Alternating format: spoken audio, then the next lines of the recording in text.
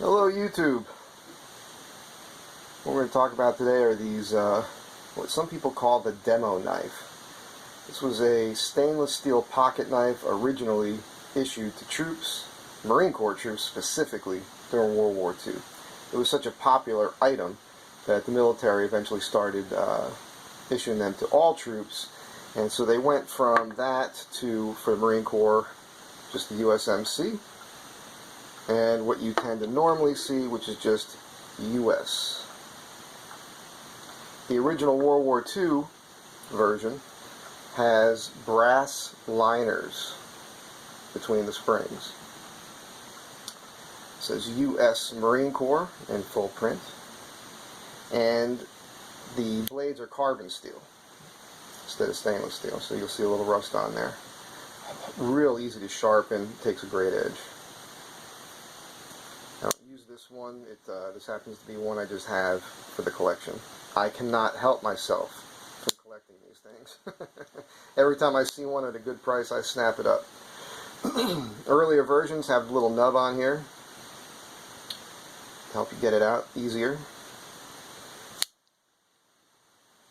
There are 4 separate items inside the knife. There's your punch or reamer. They share the springs, so you never want to open 2 of these items on the same spring at the same time. Reason for that is you may end up with this.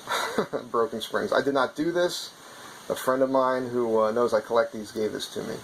It's a parts knife, so if I come across another one where the blade is worn or broken, I can take the blade out of this one and put it into another blade. Now, the thing about these knives is they began stamping the dates in sometime in the 1960s, I believe. I don't think I've seen one stamped with a date earlier than the 1960s. This happens to be 1977. This one's pretty cool because, aside from the fact that I picked it up for $5 at a local swap meet, which is the price I'm always looking for with these things.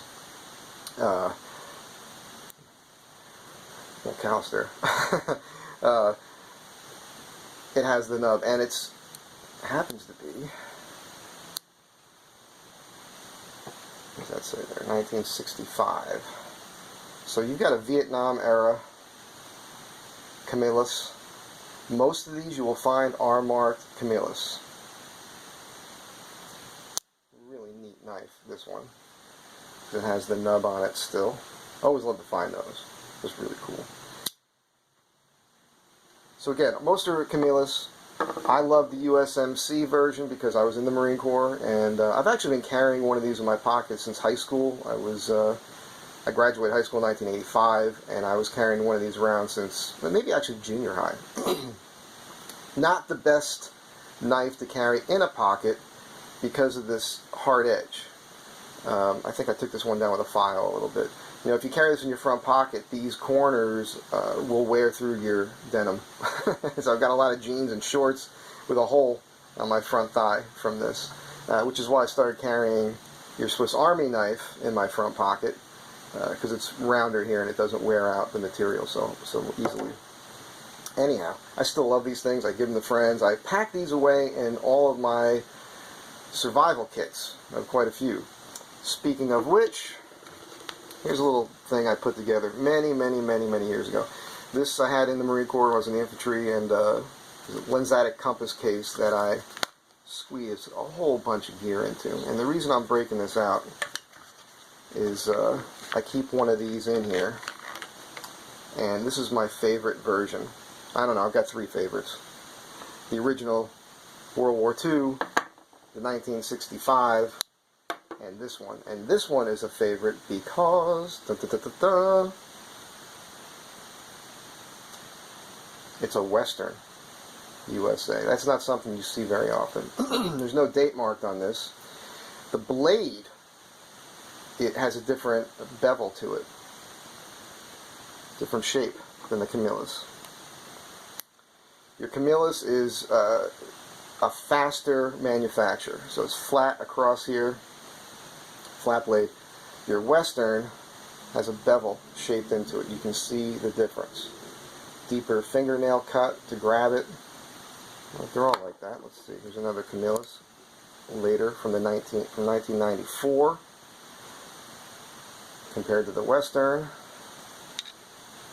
Blades are the same size, but you can see the difference in the blade. I would think that this Western would actually command a decent amount of money if somebody wanted to purchase it.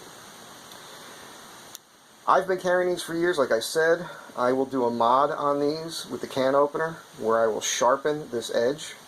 Makes it a lot easier to open a can. And I will take the screwdriver section, I haven't done it on this one, and I will file this edge hard, which will give me a sharp edge here. I'll do it on the back as well, but I'll also just take this down a hair and I'll make it so that it will fit a Phillips head screw in one direction, obviously. So I could turn a Phillips head screw, since that's what we normally will run into these days out in the wild. Now, if you're curious, what else is in this survival kit here? Oh, start a fire. Also, you're going blind as you get older, so you can read things. Old Linzada compass. I mean, I still use this thing. Pretty crazy. Little signal mirror that's broken. I should put a metal one in here. And lighter, snare wire. And I'll tell you, these crazy glue containers. This one actually has crazy glue in it, which is good. I've cut myself open all the time, and I'll seal it up with crazy glue. Works great. But oftentimes I'll take this out or use it, and I'll save these containers, and I'll put some fish hooks in here, fish and line, aspirin. I mean, there's all kinds of things you put in here. Obviously, duct tape. Can't go wrong with that. So back to these knives, I just want to also point out, it might seem kind of kooky to some people, but the only can opener I use in my home to open cans is this. That's it. If you use this all the time, you will become proficient with it.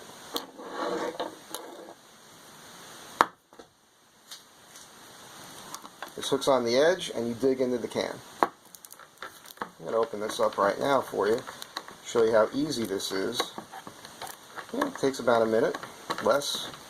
I'm actually going slow here. I can do this faster. This cutting board, which I made myself, isn't 100% secure. I'm actually bumping into the camera. I apologize. Normally I do this on a countertop. And there you have it. It is that simple. I don't mind opening this up right now because I'm going to cook it up and eat it next. Great tool. They call it a demo knife, which is interesting because it was never used for that. They say because it was stainless steel, Navy SEALs could use it for demolitions. That's just a bullshit story. They're fantastic. I live in Los Angeles, which is why you now hear a helicopter, which is apropos since we're looking at military items. It's almost like being in a war zone. So look, the prices on these are all over the place. In high school in the 80s, I was picking these up literally for less than $5. I've seen people asking hundreds of dollars for them.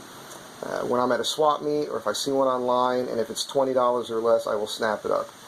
I put these, as I said, in all my survival kits. I oftentimes gift them to friends, and that is the deal. You know, you keep one of these in your car, you never know when you're going to find it handy. When you sharpen, this one isn't done, this is my Western. When you take down this edge and you make it harder on here, that will create a spark on a ferro ride. I've done it. Works out great. What else can I tell you about this?